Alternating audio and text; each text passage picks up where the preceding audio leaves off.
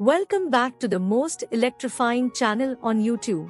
Get ready to buckle up and hold on tight because we're on an exhilarating journey through the world of Destiny and Hasan Piker's clash of ideologies.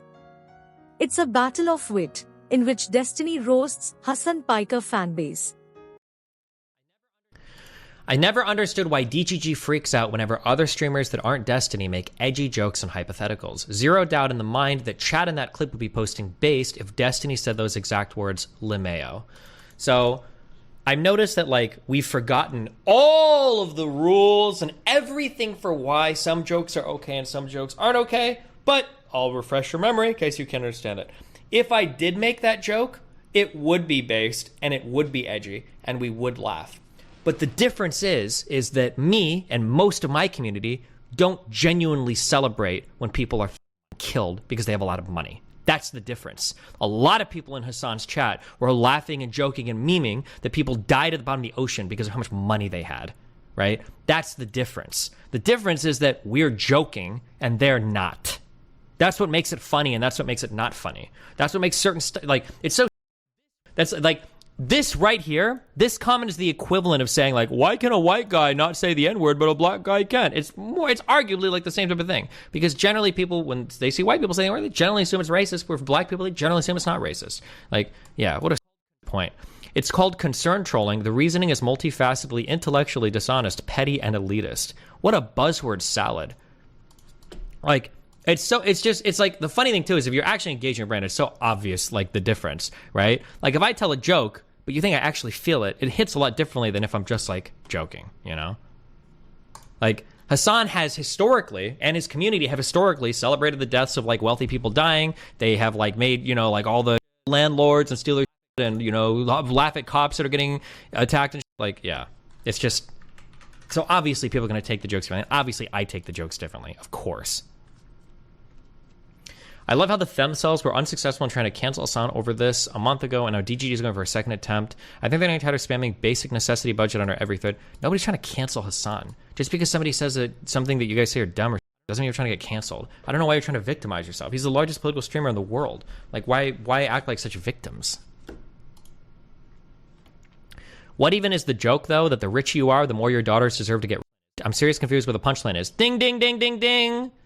Irony is when the actual meaning is the opposite of the literal one. You have to understand that before you can understand an ironic joke. But that's not how irony works, right? Let me give you an example of an ironic joke. If I say something I'm glad affirmative action ended so that black people can stay in neighborhoods and go to colleges where they belong. That's an ironic joke because obviously I don't believe that.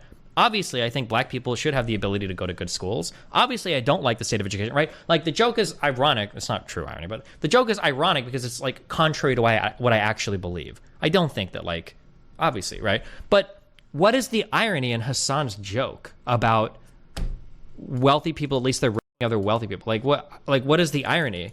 And it's harder to point that irony out when you guys legitimately do have unhinged takes around wealthy people. I don't know where the irony is.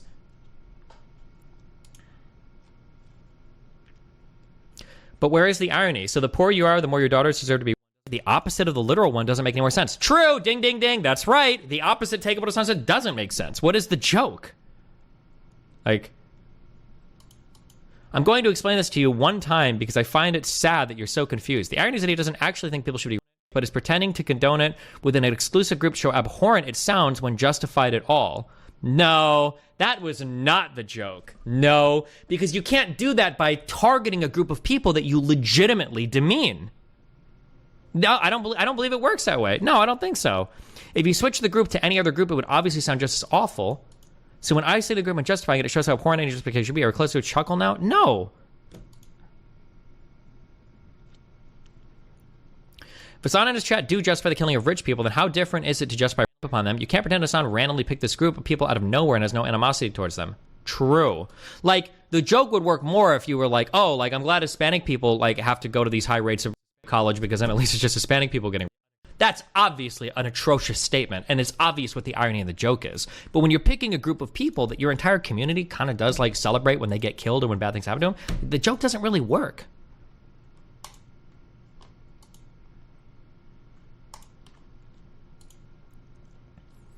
Lasan fans trying everything nice. They don't care. They just want Hasan to interact with Destiny desperately. I don't think there's anything me and Hasan have to interact on, but nice cope.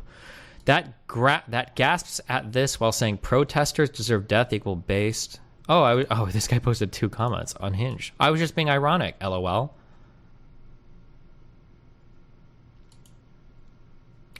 Protesters doing what? Protesting. Is setting buildings on fire protesting now? Are those things the same thing?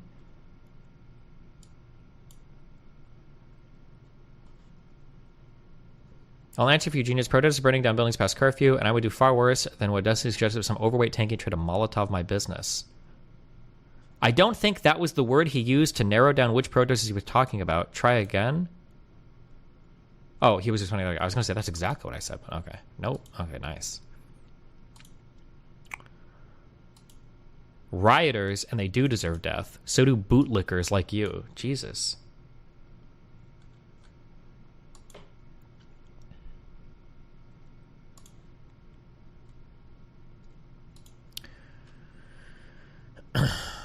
This is not a joke. Half true. I love when people else complain about whataboutism, especially when it comes to gambling, drama, then does whataboutism to defend certain streamers. True.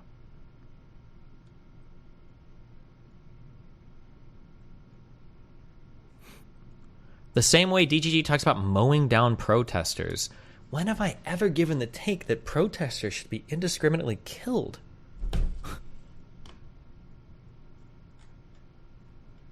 Protesters doing what? I like how nobody actually like engages with the material at all. It's so crazy. Like the drive-bys.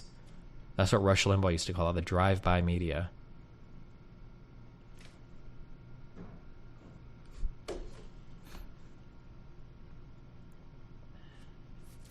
I like how they go from burning buildings to damaging someone else's property. Like you're just like kicking a sign over. You're literally advocating for mobs of random to start killing others over CVS losing profit. Oh, I like how I know all their thoughts. Like, yeah, this is a guy that defends... Well, as long as you're shoplifting against corporations, it's okay. These are exact statements that Hasan has given on stream before, by the way. It's so cringe. Ugh. No, they leave it out because it's irrelevant. There's literally no difference between a protester carrying a sign versus one that is damaging property. How absolutely deranged do you have to be to say that? What? So if a mob of Republicans start burning down black neighborhoods and businesses to protest Trump losing the election, do the black people just need to sit and let it happen, or does it suddenly become reasonable to fight back because you now feel differently about the protest? If their property isn't being destroyed or at risk of being destroyed, then no. Wait, what? They shouldn't start shooting white dudes in the street just because they're sick of the protests. Wait, but he just said if the properties are being destroyed. Now you're saying if the property is not being destroyed?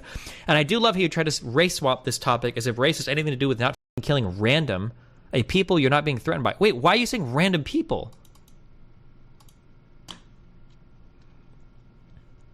Jesus.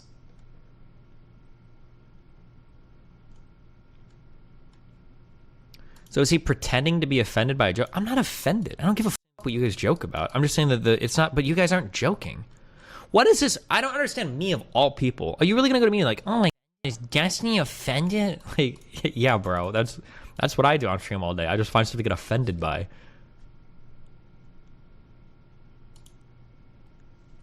Destiny, and especially DGG, should be the last to talk about edgy jokes. Didn't Destiny later tweet out bomb threats to actual human beings? It's like, I feel like it's so crazy, like the unsophisticated level of engagement these people have with like any type of edgy statement or humor. And it's funny too, because like when you're talking about these people and when they talk about like Friend World, or when they talk about like Pepe the Frog, well, now it's like, hold on. Edgy jokes that come from certain communities that might embody racial stereotypes and certain characters that might resemble those people is actually bad, because if you engage with that humor, then over a long period of time, what it does is it normalizes the concept in your mind that you might be more amenable to harmful stereotypes about those groups of people. So not only will you be okay with the humor, you'll be okay with harmful stereotypes, and then eventually true statements will be things that you're going to be okay with, that or people making statements about reality that aren't true because all stereotypes are false, blah, blah, blah. Then it's going to change the way you vote, and then it's going to lead to fascism, right? When it comes to Pepe the Frog, they're going to write like a 27-page paper on why jokes are bad. But then when it comes to like Hasan, be like, oh, wouldn't it be funny if rich people got more? Then it's like, oh, bro, it's just a joke. Who cares? Yeah, okay, dude.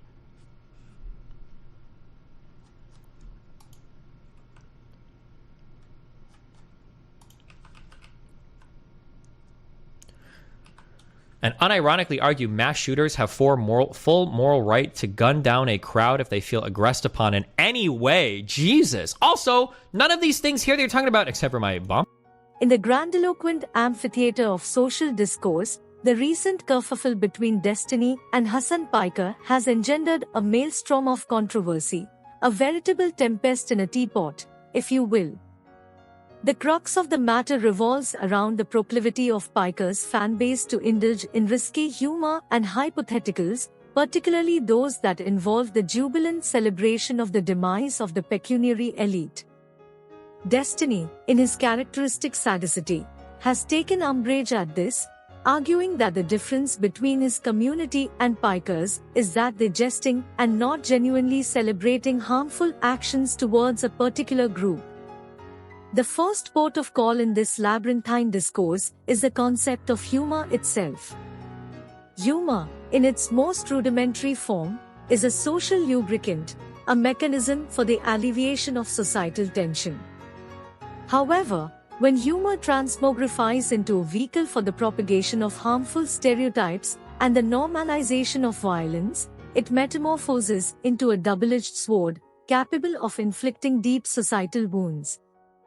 Destiny's criticism of Piker's fanbase is predicated on the premise that their laughter at edgy jokes and hypotheticals is not merely an exercise in comedic relief, but a tacit endorsement of the underlying harmful ideologies. This, he argues, is a dangerous, a slippery slope that could potentially lead to the normalization of harmful stereotypes and the perpetuation of societal inequality.